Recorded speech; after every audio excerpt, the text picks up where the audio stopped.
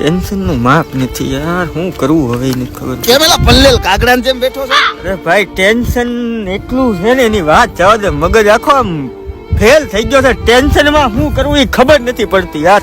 અરે તો તને મિત્ર કેદી કામ આવશે મારો ભાઈ. એક સાચી તને રાહ આપું. આપ મારો ભાઈ. જો સાંભળ જાનથી. બોલ બોલ. આપણું રાજકોટ, હા રાજકોટ થી હળવેક થી આગળ નીકળો એટલે આવે હાપર. હાપર ને આગળ આવે ગોંડલ, ગોંડલ થી સીધા નીકળો એટલે વીરપુર ને વીરપુર થી આગળ આવે જેતપુર, જેતપુર થી હળવે હળવે હળવે તમે હાલ્યા જાઓ મારો ભાઈ એટલે સીધું જુનાગઢ, જુનાગઢ થી આગળ નીકળો એટલે ખોબા જેવડું ગામ છે વંથલી, વંથલી થી આગળ કેશોદ, કેશોદ થી તમે રિક્ષા પકડીને સીધા નીકળ્યો કોડીનાર, કોડીનાર થી હળવેક થી પૂગી જાવ એટલે સીધું આવે સોમનાથ, સોમનાથ થી બાજુમાં તમે જોવો તો આમ નજર નાખો એટલે સીધું નાનું એવું ગામ દેખાય ઉના, અને ઉના થી આગળ તમે નજર નાખો ટેફુ ઘા કરો અને પગપાળા હાલ્યા જાઓ મધરા મધરા એટલે સીધું આવે દીવ.